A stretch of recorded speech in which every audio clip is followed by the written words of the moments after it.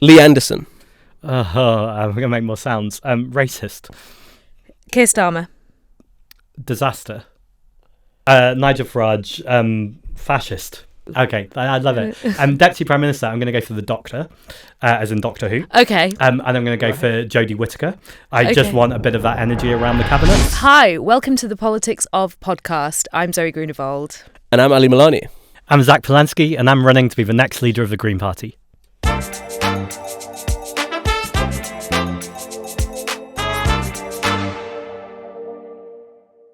So this week we're talking about the politics of Greens. Zack, you've launched your campaign to be leader of the Green Party to a lot of fanfare, I might say, a lot of excitement online. Tell me why you want to be leader of the Green Party.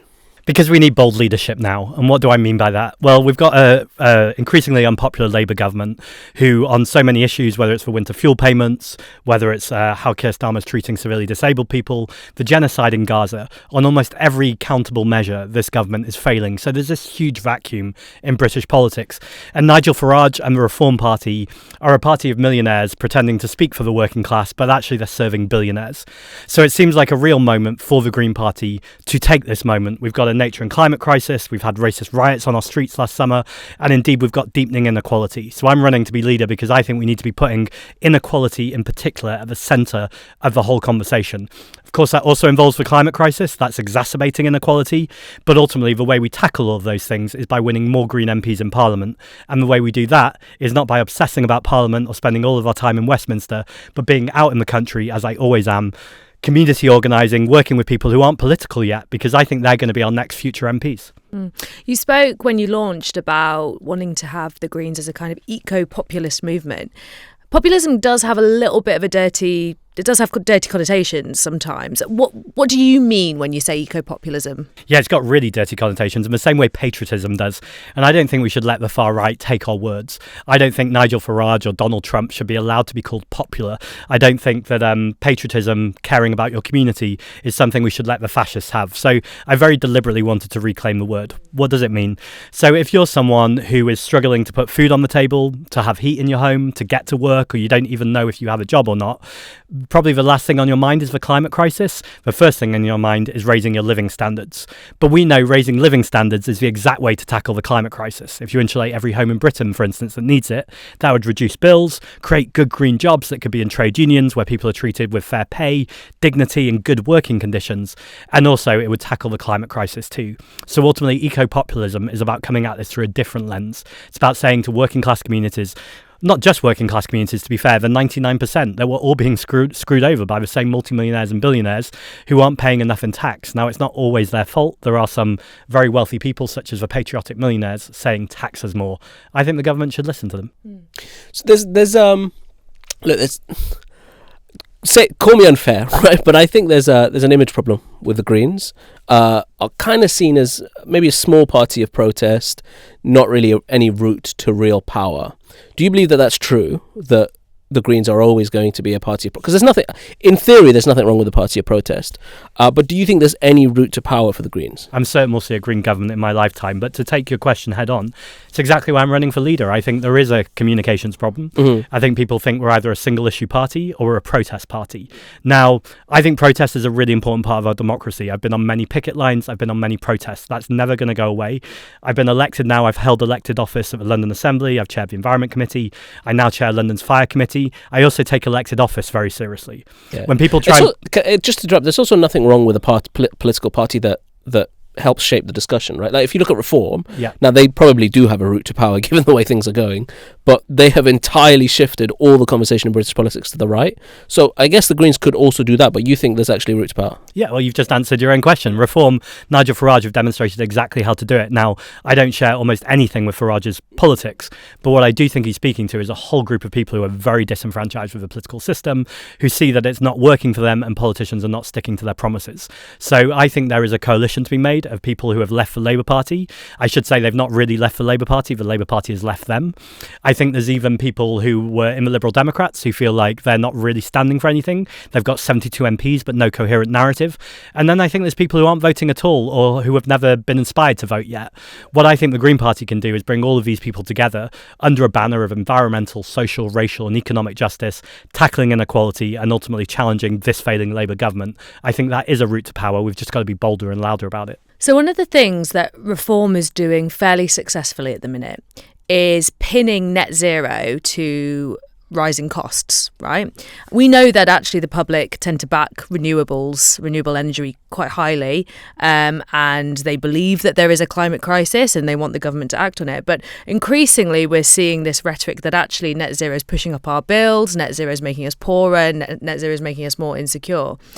Are you a bit worried being called the Green Party might put some of those voters off who might agree with many of your messages but have been brought in by this kind of anti-net zero, sceptical of green agenda shtick? I mean, do you kind of wish you had maybe a different name? I'm really proud of her name because I think we need to take fights head on. And as you framed really well, people really care about the climate crisis. People frequently, research shows, underestimate how much other people care about the climate crisis. You very often hear people say, oh, I think that's really important, but I'm not sure you'd be able to convince other people. I think it's our job on the left, wherever you sit, to get better at convincing people, to make better arguments.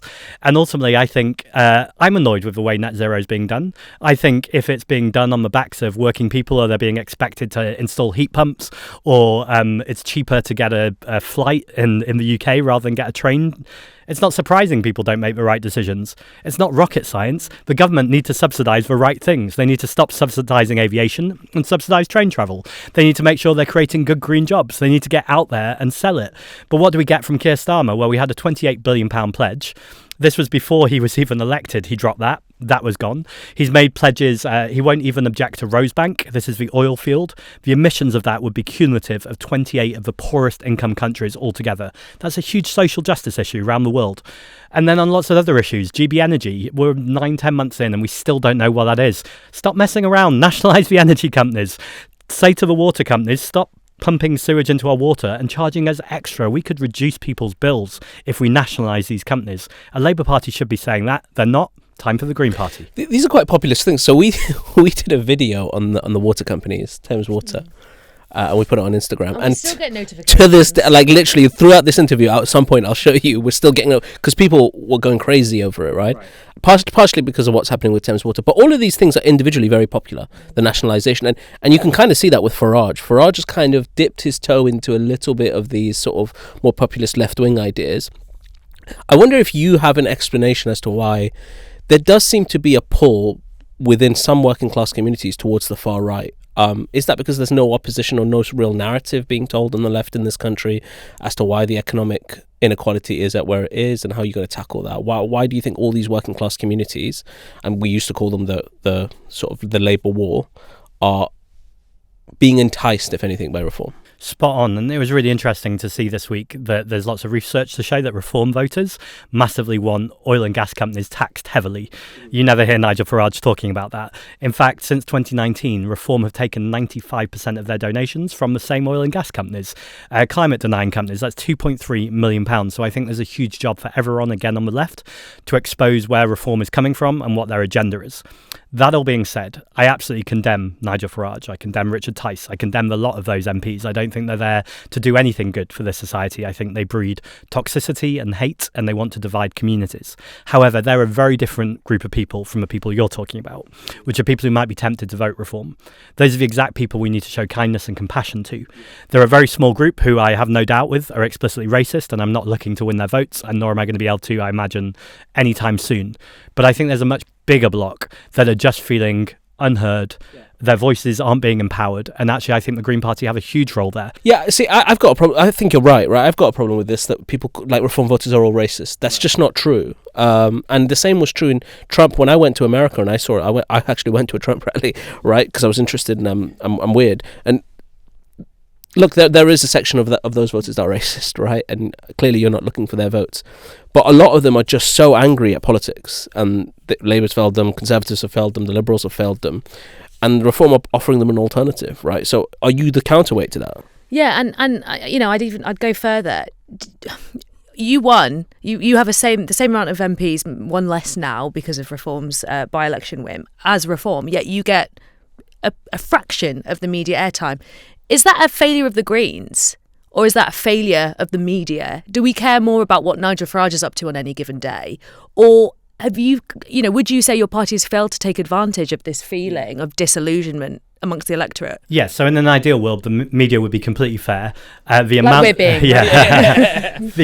of disproportionality. I mean, there's so many studies on this, but you don't need a study. It's pretty obvious to anyone who watches TV for more than 5 minutes. Nigel Farage and Reform only have to sneeze and they're all over the TV. Our 4 MPs really struggle to get that airtime. Now, they're doing a really good job in Westminster, and it's not fundamentally their job to get airtime. It is the leader of the party's job to get airtime.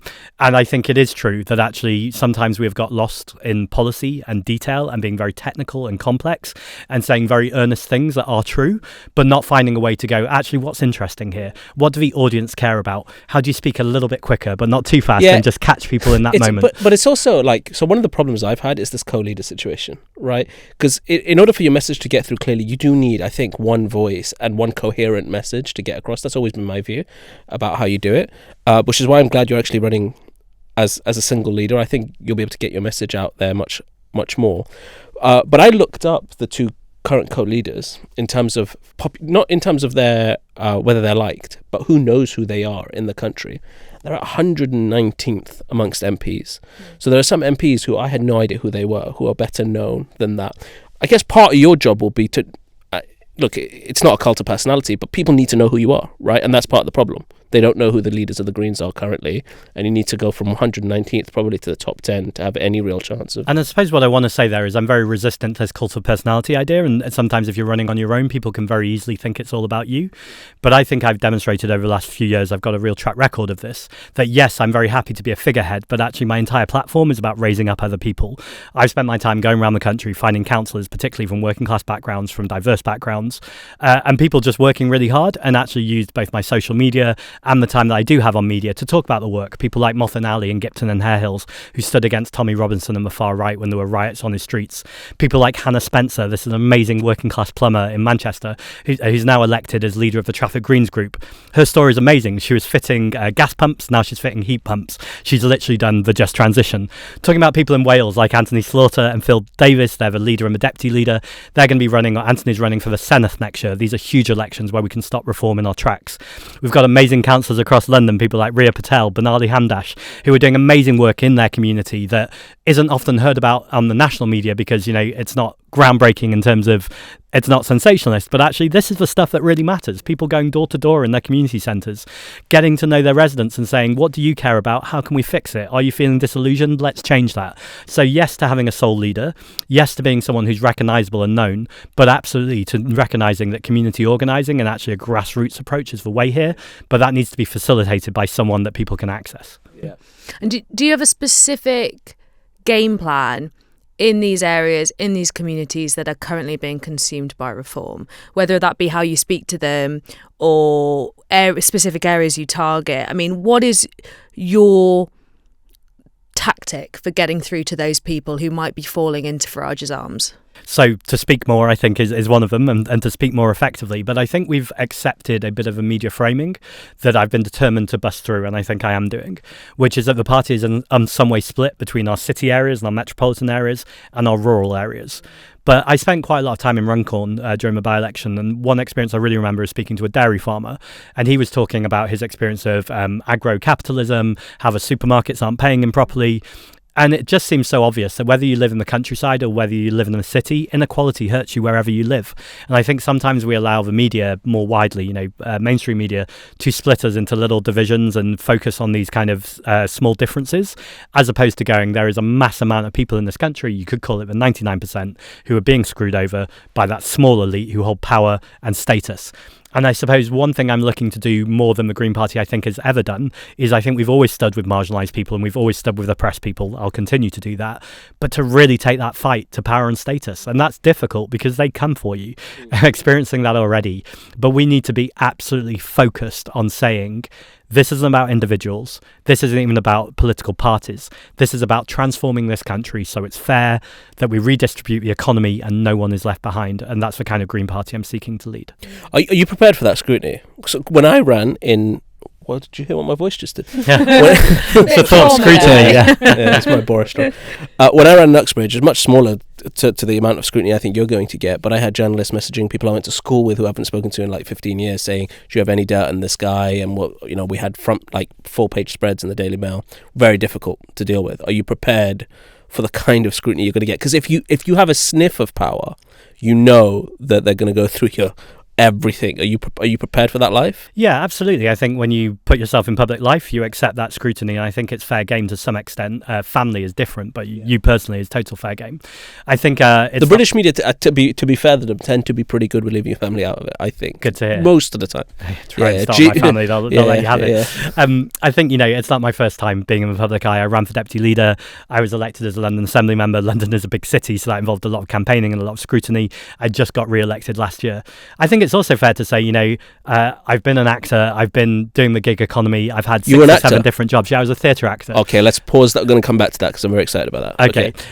And so I've had the experience of working in a bar or a nightclub till 4 or 5 in the morning, and then standing in the street and handing out yogurt pots for some promo company, and standing there, or I think there's even a photo of me somewhere dressed as a chicken working for Walker's Crisp. So there is stuff out there. Yeah. And let's get it all out now. Right, but I'm also not ashamed of that. I think if people want politicians who have gone to Oxbridge, who have studied politics, then become special advisors and then become politicians, that's exactly why politics is in the state that it's in.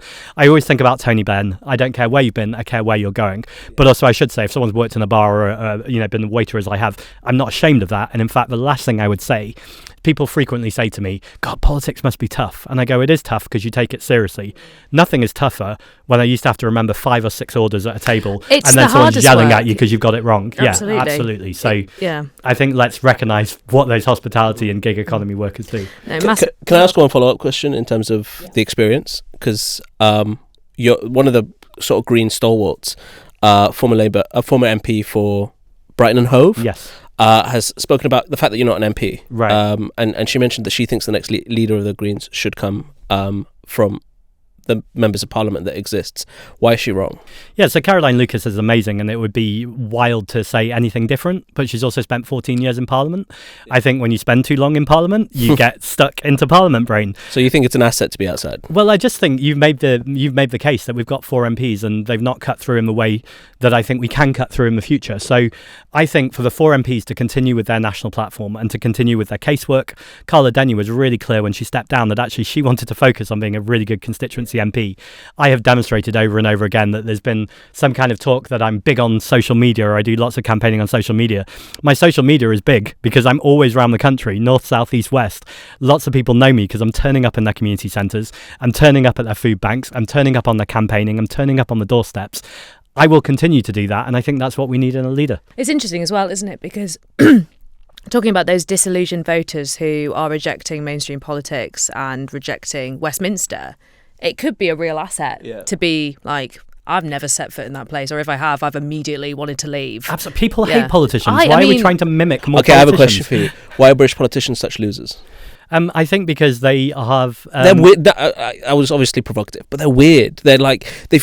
whenever I'm in... I don't know about you, but whenever I'm in any social situation, not all of them, obviously, there's some really good ones, but they're so weird. They struggle to connect with human beings so much. Why is that the case? I think it's 2 things. One, I think it's what we were just talking about. They've never had, a lot of them have never had real jobs. So they've always lived in these strange bubbles where connecting on a human level that isn't about policy detail or how can you one-up someone is really alien to them.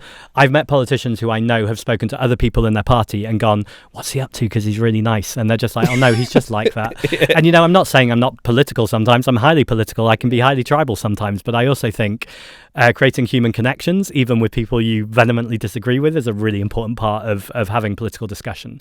I think the second thing, and it's a more serious point, is a lot of politicians are in hock to vested interests. They have campaign donors, they have people who are donating to their party where they have to go in, day out to interviews like this, to Parliament, to communities, and they have to hide the truth because they've got a vested interest to present.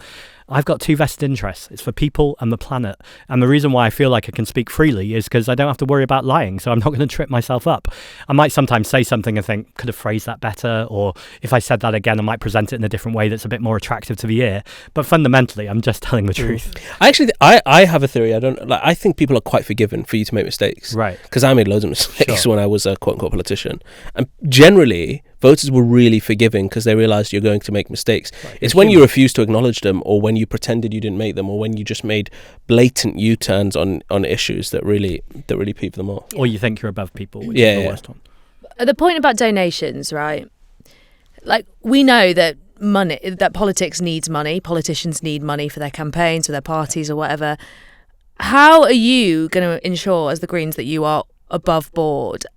Sometimes are you going to have to accept donations from people you don't want in order to achieve power? I mean, is there going to be a trade-off at some point? So we don't have billionaire backers in the Green Party. We're funded by our members and our donors. Is that going to hold you back from power? Because you're right, every other main political party depends on those, and then they get way more attention. And they professionalise their operation. Yeah. Like when I walk into Labour HQ, for example, there's floors of staff members calling people, emailing people, organising. This is all stuff where the money comes from. I'm willing to have a debate about, but the professionalisation of the party is a huge asset. Yeah, the money comes from partly £4.1 million from Quadrature Capital, which was a hedge fund with arms sales, oil and gas, climate companies.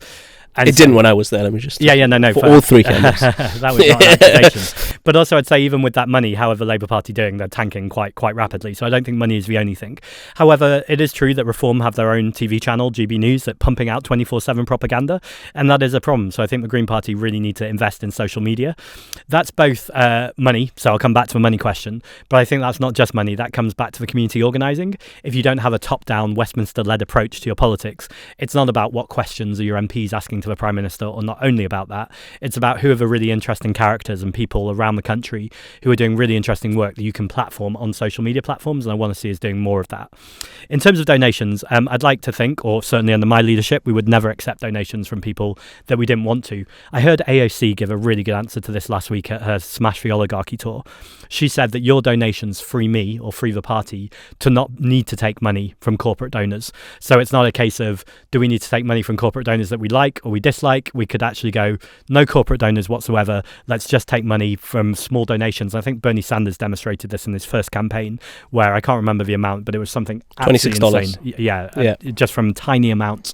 But actually, he raised I think millions of dollars, and his average donation was $26, which is just phenomenal. And I think that's got to be the way to do it. Asking people to obviously for some people that's a lot of money, but for the average person that's a small amount of money to donate. And I think that's game changing to politics. Also, I think we need to change the rules around political donations, but that's going to be tricky when we've got... Yeah, what's your views on these international donations? Because there's been a big debate in Westminster for about a year now whether we should be taking donations from people who don't live here. Yeah, well, I think it requires transparency, first of all, so that's the first issue. But second, I think, absolutely, you should be a citizen in this country who is voting to be able to donate to political parties in this country. I think, again, to come back to patriotism, feels pretty unpatriotic to go, someone who lives in another country can decide what British democracy looks like. That's not me being jingoistic. It's not me being anti-migrant. If a migrant has come here and then they want to donate, as long as they are a citizen in this country, then it's a completely different conversation. But the idea that people can be trying to influence and buy our politics is pretty vile. I think we're going to play a game now. Let's play a game. Oh, I'm well up for game. Okay, so your task is, should you choose to accept it, you have to build a cabinet, not a whole one because you don't have the time, but let's say Deputy Prime Minister, right, Chancellor, Foreign Secretary, Health Secretary, Home Secretary. Yeah, we'll stop at Home Sec. Yeah. We don't need defence, But not with politicians. Okay. Any celebrity, any person you know. I love this. Yeah. Past or present, go. Okay. Start with Deputy Prime Minister. Deputy Prime Minister, I am going to go for... And do they have to be British? No. Despite what I've just said about They don't American even have to be real. Oh, okay. They can be, you could choose Scooby-Doo. Okay, I love it. Deputy Prime Minister, I'm going to go for the Doctor, as in Doctor Who. Okay. And I'm going to go for Jodie Whittaker. I just want a bit of that energy around the cabinet, or fixing things, sonic screwdrivering some policies. I think that's going to work well. Home Secretary. I want someone who is going to reform the police force, and so that person is going to be... I'm going to get myself into trouble now. Say it. Don't censor you. I can see you're about to censor yourself. Tell me what it is. Well, I was about to say I really love Dr. Shola, which is not a funny answer, but I think she's doing amazing things. Yeah. And actually having a black woman who could speak from lived experience. So I've turned the game into a serious point now, but I would certainly make someone with lived experience who could speak powerfully She is great. about the country's domestic affairs. I think that'd be really interesting. Chancellor? A chancellor, someone who is good with money, and Kate Raworth. So she wrote Donut Economics. Sorry, I've gone for a serious answer again. No, it's fine. It's all right, it's okay. You can. She looks at what is a sustainable society, rejecting the idea of economic growth. Even the person who came up with the idea of GDP says this is a terrible way to measure well-being. And actually, Kate Raworth's doing amazing work around what does happiness and well-being look like for a country. And I think to have someone like that as Chancellor going, let's look at the money, that's important, but actually more important is our social outcomes. Two more we got. I literally just wrote a piece about well-being as a measurement rather than GDP. Nice. And I think I did try and get in touch with her, but I couldn't. And so that's you were very talking sad. about happiness, weren't you? Yeah. This is I think this is an important point. Like a lot of the times, I think in this country we measure success by money, Yes. growth, Mm-hmm. GDP, how well business is doing, but never by happiness. And me and you spoke about this after a show once. We're one of the most unhappy countries in Europe. And we're getting unhappier. And we're getting unhappier. For sure. And we were promised we'd be working less hours and getting more money. And for most people, it's the opposite experience. Doesn't it always seem to you that, like, this is completely off topic, by the way, so sorry, but I've been thinking about this a lot. Artificial intelligence should have been something that the left could have cheered about, right? Yay, we all will have more time back in our day because they'll find ways to make our job easier and more efficient. But it's always been grabbed by millionaires, tech bros, as just another way of making themselves richer and laying people off or basically getting more money for themselves. Do you think the left need to get better at saying we shouldn't be scared of artificial intelligence? We need to reclaim it. This is something that can give us more time back in our day. This is actually a gift for workers. We shouldn't let it be a gift for billionaires. I think absolutely that. And also finding that combination with universal basic income and universal basic services about what does the future look like. I think something on the left we're not always brilliant at is we're always brilliant at symptomizing the problem, as in being really clear about what the problem is, being articulate about the crises, but then what the hopeful alternative vision looks like, sometimes it's just a bit wishy-washy. And I think our relationship with work and free time is the exact one. So looking at things like a 4-day working week, people's right to be lazy if they wish to be, being able to spend time making art and culture, spend time with families and loved ones. I think that's an exciting vision that people can get behind. It's rarely articulated, though, because it can sound so utopian and so far away from where we are now. And the billionaire donors wouldn't like the idea of their workforces getting behind the right to be lazy, presumably. For sure. And that's why they're always pushing that idea, particularly around, people would get unproductive or they just turn to alcohol or drugs. We rarely have complex and nuanced conversations about people's problematic use around drugs.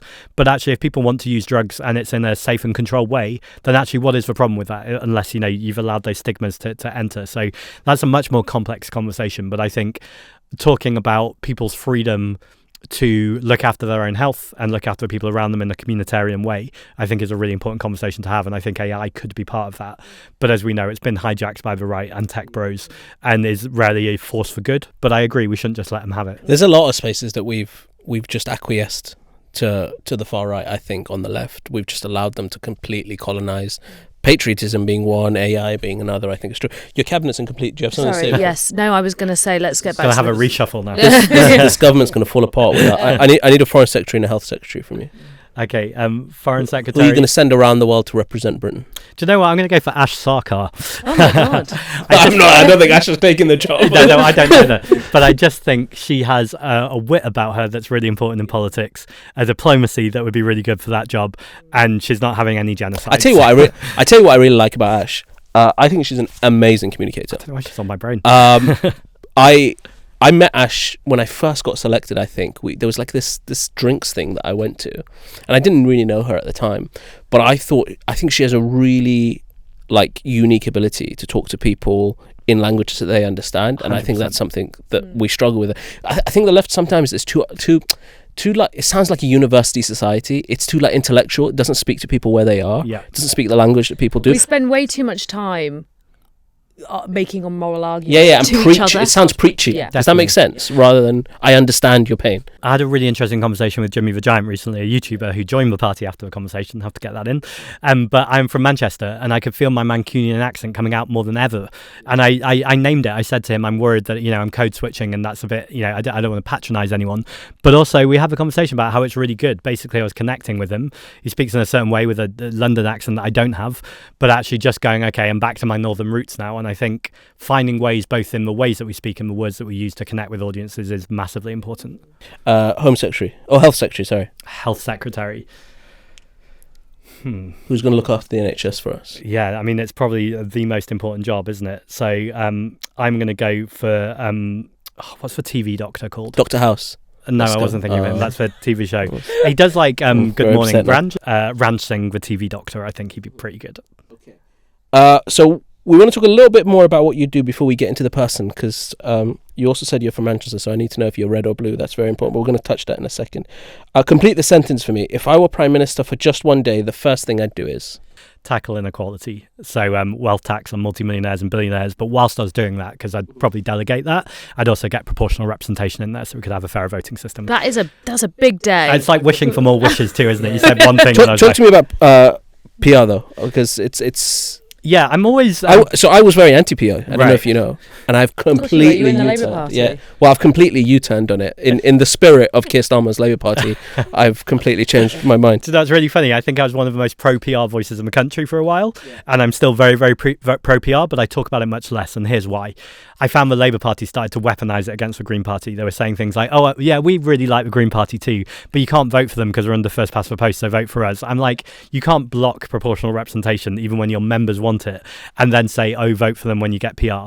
But the thing I always want people to hear is even under first past the post, we've now demonstrated with nearly 2 million votes across the country that where we do focus with resources and yes, with money, we can and do win. So although I really want PR, we don't need to wait to vote Green.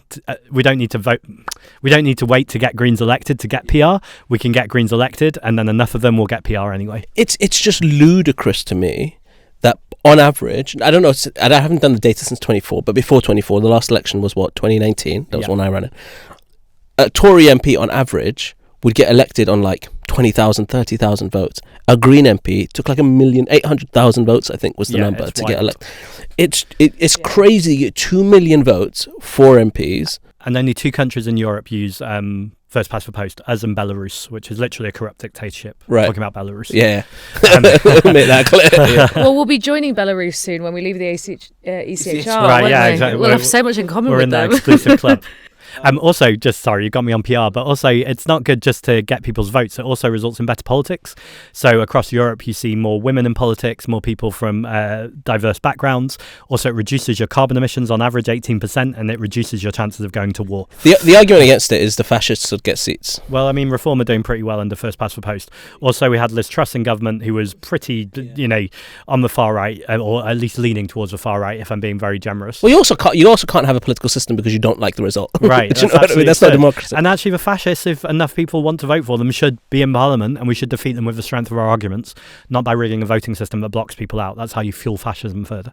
I want to ask you about housing, right? Yes. Because this has been a sticking point for the Greens, in that almost traditionally or typically, you had quite a strong voter base that cared a lot about ecology, conservation, and sometimes that can be at odds with more development. But we know that one thing this country desperately needs and didn't have under the Tories was investment in its infrastructure, particularly in its housing. We have a huge deficit of housing. Are you prepared to stand up to the NIMBYs in your party when it comes to building more houses? I think the binary is completely false. We really need new houses, and what we really need is council houses. There are more property developers sitting on land banking in assets than are actually building houses, and that's because they know they want to make more money. These same property developers are the same people donating to the Labour Party and the Conservative Party.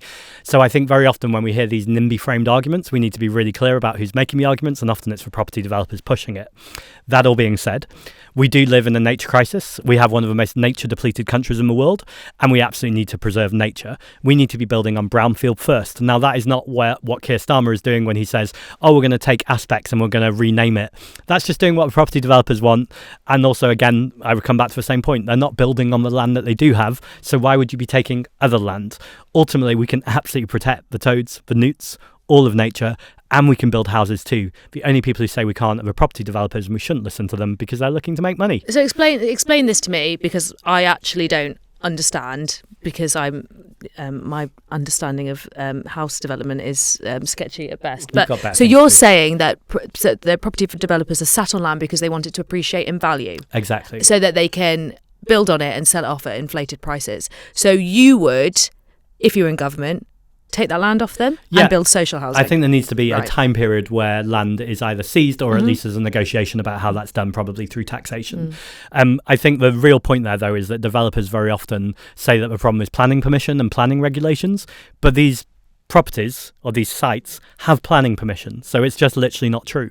And they're trying to claim that the planning permission is a problem of protecting nature, but it's not a problem of protecting nature because it's not even a problem of planning permission. It's a problem of developers not actually building the stuff because they want to use the space as assets. The second problem to that is when they do build, they're not building affordable homes. This idea of affordable home, whatever the rate of market value, is still not affordable to most people. And so what should be houses or homes just become empty buildings. That, again, is really bad for our economy and, more importantly, really bad for people who need it. But the numbers don't add up for that, because even if you look at even the most generous numbers to your argument, we still need to build in order to meet the demand. So, but you're not saying we shouldn't build. You're saying we should do that as well as building on brown site lands, right? Yep, there's two things. We need to take back empty properties, so there's lots of empty properties that could be retrofitted and be in London. It's over 100,000. 100,000. And if you put all the brownfield sites together in London, you would have that TfL owned. You would have a constituency the size of Camden that you could then build, where nothing is happening on those brownfield sites. And yes, on those brownfield sites, you need to build council houses, and when you're build them so they're proper quality and conditions. We're building properties right now that will need to be retrofitted in just a few years. That is absolutely absurd, both for the climate crisis but also just for basic standards of living. Let's actually build properties that people could be proud to live in, that are warm in the winter and cool in the summer, that are insulated properly. All these things can be done, but you need the property developers not to be treating profit as the ultimate bottom line and driving everything, but actually see housing as a public good. Would you tax land? Yes, a land value tax is really, really important. So I say wealth tax more generally, and there's lots of different versions of wealth tax, such as bringing corporation tax in line with income tax. We should be charging assets, unearned wealth, as much as earned wealth. That just seems quite obvious. But also on top of that, I think a land value tax around a different system of council tax is a really important progressive policy. We know what's happening right now is just often unfair. Okay.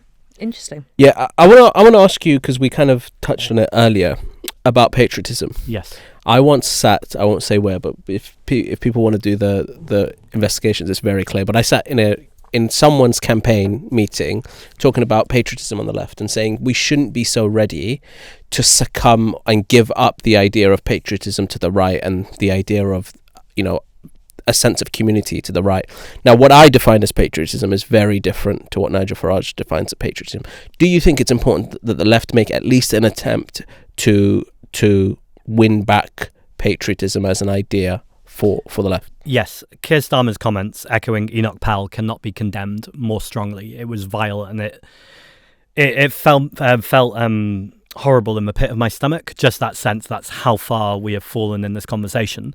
And rather than being proud of migration whilst having a complicated conversation about colonialism and empire and how this country was built, to also recognise the contributions of migrants, but also not to suggest that migrants need to do some kind of trick or contribute something to be here.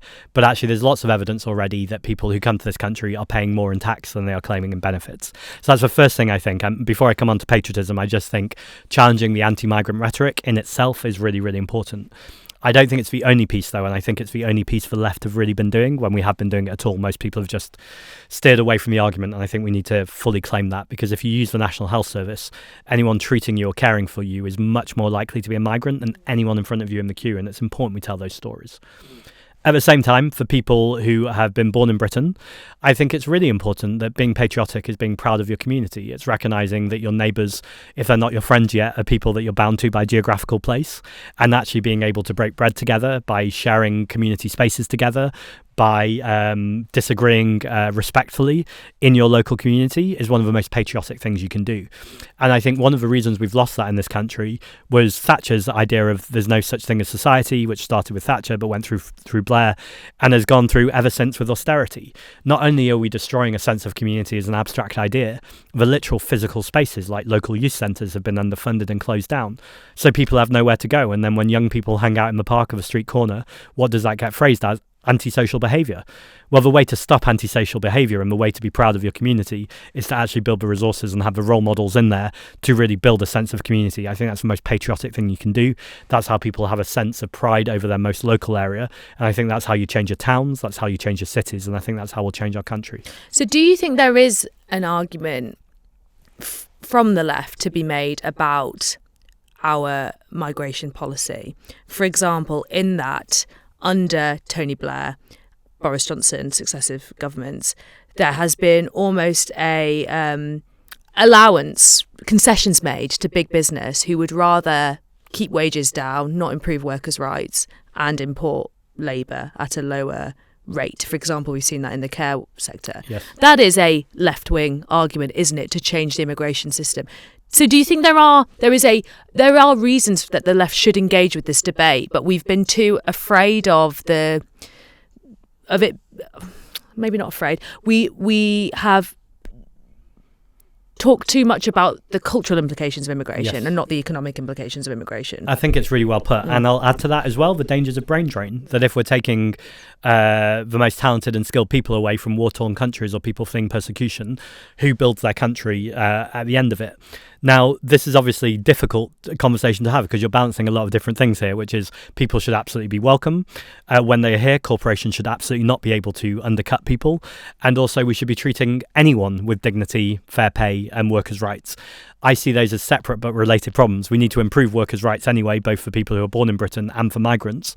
And I think we can have a complexity to saying people should be welcome here when they want to come here, and we should absolutely make it possible and also encourage people to go back to their home country or their initial country if that means they're going to contribute to it when they are able to and when it is safe to do so. The problem I've had, this is where I will really give you the kudos so far in your leadership election. I have been begging publicly, you've seen me on the show on every news channel, for a politician to have the courage to make the pro-immigration argument, because I feel like since 2008, since the economic crash of 2008, there has been a consensus amongst all political parties and all political leaders in this country that they're either going to bash immigration or not talk about it out of fear. And what's that created is a consensus amongst the population that the problem is immigration. Right. If you tell people the same story over and over again, they're bound to believe it, because no one else has taken that mantle and taken the... Are you willing to, for the duration of your leadership, if you win, to make the positive immigration argument? Why is this so important? It's so important because we had racist riots on our streets last summer. Now, that obviously wasn't just immigrants. That was aimed at people of colour who live in this country or anyone with difference. We know it's not just people of colour, it's disabled people, it's trans people, it's people on welfare. Like, this government, whilst appealing to Nigel Farage, will be willing to demonise anyone, and no one is safe. And I think the most important thing we can do, I say we, the Green Party, is to make the Labour Party more scared and worried about losing votes to the Green Party than to reform. I don't believe I do that by being equivocal, but I believe I only do that by being unequivocal, unambiguous, and really clear where I stand. And I stand that migration is a good thing. So the thing for me is, look, I'm a Labour Party member. Everybody knows that. This is absurd. We do need to talk about this on the podcast. We'll talk about it. But like... the problem isn't for me. Obviously, this current Labour leader and this current Labour administration, I think, have got it catastrophically, morally, economically, everything wrong on migration. And I think it's cowardice, right, is the reason why. But for me, it's everyone. The media, the Labour Party, the Conservatives, the Liberal... everyone has kind of joined arms since 2008 in this, either, again, not talking about it. Do you think Sadiq Khan... I think Sadiq Khan makes... a quite strong pro-immigration argument a lot of the time. He does. I don't know why I'm suddenly jumping in and Sadiq Khan. No, but he just did what he just did on, obviously. In my head, he often is quite strong on how London is a city of immigrants. I think it's because London is so uniquely diverse. Yeah, because I think, I'm really pleased when Sadiq Khan does that. It's important to hear that. But also on trans rights recently, he's been absolutely silent. Not a word after the Supreme Court judgment, the EHRC. There are trans people in London who are scared for their lives right now, and I literally mean their lives in terms of they feel like they can't go out in public without their life being in danger. And I don't think that's, I'd want to reassure any trans person who's having that experience, but I don't think it's an overblown fear, considering what we've seen happen to other minority groups. And to have the Mayor of London not speak up for them without even being asked, and not to do it proactively, I think is a huge failure. Whereas he's not done that on immigration, so he's just not been consistent in speaking up for marginalised groups. So I just think politicians don't appreciate how much their words have impact. When Boris spoke about Muslim women, Islamophobia shot up to about 500%. That's not an accident, right? Yeah, those absolutely. things. And Boris Johnson is a politician. Any politician knows the impact of their words. Like, any politician worth their salt isn't just randomly coming out with things. They've thought about what they're going to say. Hopefully it's honest. Obviously not always for most politicians, but it's at least a reflection of what they believe in that time. But what I do want to say to you, Ali, without putting you on spot on your own show, is so last night I was on a panel with John McDonnell, and he stood up there and he cut such a sad, lonely figure. And I'm someone who has huge respect for John McDonnell. This is no disregard to him. He said it was one of the hardest weeks he'd ever had in his decades of being an MP, whether it was what was happening with the benefit cuts, the echoing of Enoch Powell, and the genocide in Gaza. He'd never felt so low to be a Labour MP. And just from the way he was speaking, I thought, any moment now, I'm in the room, I've just made a call, he's going to say, and I'm asking Zack, can I join the Green Party? He'd be very welcome. Not that it's my decision, it's a regional council's decision. But the fact he then said, I think we need to keep this fight within the Labour Party, I think is such cognitive dissonance. We know that when Jeremy Corbyn ran on the left of the Labour Party, the amount the party machine turned against him. Then the next election, Clive Lewis, someone who was on the left, could not even make the ballot paper from Labour MPs to run the party. I wouldn't say he's a radical lefty, I'd say he's just someone with common sense, but is seen as a radical lefty from within the Labour Party. Since then, we've had a whole influx of Labour MPs who are very clearly on the right of the party. There is never going to be a left-wing Labour leader of the Labour Party. So my question to you, I suppose, is what's your theory of change at this point? Do you just stay in the Labour Party and go, well, maybe it'll just get better one day? Or do you go, actually, the crises that are facing us right now, the nature crisis, the racist riots, the deepening inequality, what is the method to change these for anyone who's involved in politics? So look, my personal view is that the Labour Party switches on a dime. If you had asked, in the depths of Jeremy Corbyn's leadership, post 2017, if you'd spoken to Luke Akehurst, for example, and told him that he'd get the current reality in the Labour Party, I don't think he would have believed you. If you'd spoken during the Brown Miliband years and told them Jeremy Corbyn would have been the leader of the party and the influx of people that came and changed the party, I don't think they will have believed you. The Labour Party shapeshifts very, very quickly, and the view that I have is, actually, I've spoken at almost 100 Labour Party CLP meetings. The membership is still there. I really do believe that there is still over 100,000 people in the Labour Party now who I believe are good people, who believe in a better world, who believe in a wealth tax, who believe in ending the genocide in Gaza, who believe in nationalisation of the common industries. My personal view is that there is only so long that this parliamentary Labour Party can distill and hold down the will of these people. Now, the problem I have, for example, with the Green Party, I don't think the first past the post system in this country will ever allow a small party to have a majority. Now, that's a personal view. It's not impossible, right? And you've made a very good argument for it.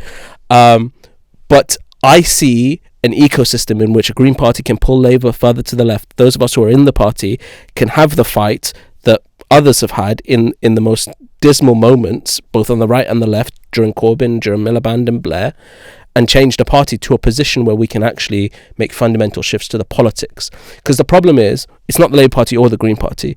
Our politics is broken. Our mechanisms of politics are broken. And I think the Labour Party is a very important parliamentary asset to changing that. We are running out of time, right? I wonder if we quickfire our last set of questions. Yes. Do you think? Because they're fun ones. Because we want to get to know you a little bit better, right, if that makes But sense. instead, we've got to know Ali. Yeah. That's fine. Which no one ever wants to do. What's your most controversial political opinion? Oh. Give me a real one, yeah? Not like a... Yeah. I love people. You promised me fun here. Yeah, that's coming. It can be your most right-wing or conservative political opinion. Oh, well, the first one I was going to go for was that I think we should legalise drugs. And, I've Yeah, spoken that's about pretty that in good, that yeah. thing. I suppose that is contentious, but it's not right-wing. What's my most right-wing opinion? I like the controversial one. Yeah, I Yeah. don't think I've particularly got a right. That's Yeah. okay. I always say... When you say legalise everything, or... Well, I think we should have regulated markets. So ultimately making sure that I'm not, the police commissioner said to my colleague recently, does this mean you buy crack in boots? And that's clearly not the plan here. But the plan is to say that people are going to use drugs. We know people are going to use drugs. The war on drugs has failed. So keeping drugs illegal is actually just driving people, particularly the poorest communities, into an underworld where they're then going into the criminal justice system. And actually what we could do is have a proper way of regulating drugs that is safer, that is driven by the health service, where people could actually get the support that they need if they're using them problematically. And if they're not using them problematically, why are we trying to police people's lives? Who do you disagree with in the House of Commons but ultimately respect? Oh, who do I disagree with in the House of Commons? Ultimately respect. I think Clive Lewis is probably the obvious person, probably because I probably have a conversation with him that I've just had with Ali. He clearly to me is on the Green left. He very clearly speaks a lot of the time like a Green MP, but there's just always this phrase at the end, which is, and so you have to vote Labour. And I'm like, that's just absolutely absurd. Like, what you believe and what you're telling people to do is so far apart that I think it's incoherent, but I still have mass respect for the I think we can have intellectual coalitions. Mm. Who are some of your political heroes? Tony Benn, AOC, AOC most of the time. What's some of the not time? Well, just when she stood up at the Democratic Convention and said that Joe Biden was working tirelessly to end a genocide in Gaza, I get why she did it. It was either Joe Biden or Donald Trump at that point, so she was doing everything I need to make the Democrats win. But also I go, there's a way you could have done that talking about Gaza or Palestine without telling what was blatantly a lie, because Joe Biden clearly has not worked relentlessly to stop a genocide in Gaza. In fact, quite the opposite, just like Keir Starmer is continuing to sell arms to Israel. Other political heroes, Caroline Lucas is an obvious one. Even if she endorses the other team, I can still respect what she's done in Parliament and what she's done for Green politics. And when I'm leader, I hope she'll see that it was a misjudgment. What did you think of the launch of your opponents, Adrian Ramsey and Ellie Chowens? Is it? I'm right? Yes. Yeah. What did you think of their? Well, you had to correct their names there. Yeah. Well, I had to look it up. Right. Yeah. Well, that tells. Next question. Yeah. Honestly, I will say that. I will say this. I don't know them. Right. It could be lovely people with really good politics, but if I see another leadership election launch or a political where they're walking and talking to camera, I'm. Yeah, and I'm being too spicy because I've been watching Drag Race and it's right now. Ellie and Adrian are brilliant MPs, and actually, but that launch sucked. When a vote in Parliament is happening and someone wants to speak about renewable energy or on foreign affairs, I want them there, and I'm really happy that I worked really hard to get them there. I also work really hard, and thousands of members and councillors across the country work really hard, and I think it's important to remember that MPs winning is not about the individual, it's about the whole team who got them there, and my leadership will be about a whole team. Yeah, so we're running really low on time. Should we play our last game? We've got another game for you. More games. This is really quick. It's a word association game. Oh my God. Just first word that comes to mind when you hear these names. Kemi Badenoch. Ugh. That'll do. Caroline Lucas. Yay. Jeremy Corbyn. Woo! These are sounds. These are noises. Oh, yeah, You need words from me. Right. Gary Lineker. Principled. Lee Anderson. I'm going to make more sounds. Racist. Keir Starmer. Disaster. Rupert Lowe. Disgraceful. Boris Johnson. Clown. No, I shouldn't give him that. Evil clown. Sinister. Yeah, Sinister clown. Sad clown. Ed Davey. What? Nigel Farage. You just get me to be rude about people. Yeah. Nigel Farage. Fascist. Donald Trump. Fascist. West Streeting. Fascist. I met someone recently who said they were staying in the Labour Party despite how much they hate the Labour Party just to vote against Wes Streeting when he runs for leader. Nice. I like that level. That's a commitment to Betty. You have They to said they're going to join the Green Party, but just vote for Wes Streeting, opposite Wes Streeting. Word for Wes Streeting, I guess from a health point of view, unprincipled. Carla Denyer. Cool. I do have one question for you. Well, two questions really. You're from Manchester. Are you red or blue? Red, although I really support Forest Green Rovers. Okay, well, I'll take that red. If you are to become successful as Prime Minister, a Green Prime Minister, you're going to have to stand in a seat. Do you know where that's going to be yet? Do you have an inkling of where you'd like to stand? I do have a huge inkling, but I'm not going to give you that exclusive. And the only reason why is I want to be one of the group of London's first MPs. And so I don't want right now to name the place and make it all about me. Actually, I want us to build a team of Green MPs in London who are going to join the bigger cohort around the country. So it's in London. How does it work in the Green Party? How do you select your candidate? So we have a general election steering group who... along with the wider party, decide the general election strategy. So it's a boring answer, but it's one member, one vote. It's a very, very complicated democratic process. But then in terms of the candidates, that's done locally. So local people decide their local candidate. You're an actor. Yes. Tell me that. Interestingly, I was an immersive theatre actor. So I was working with companies where the audience would be very involved in the show. And the initial immersive theatre I was doing, the audience would wear masks and the actors wouldn't. And no matter what the audience members did, the action would never stop. It would just stay the same. And there was a cast, I wasn't in this performance, but a audience member tried to rugby tackle an actor because they got so involved with the show. They wanted to stop the evil murder happening. And it really got me thinking about theatre and agency and stories that we tell people. So the theatre that I did in the second half of my acting career was game theatre. This is where the audience are empowered to change the script, to make differences.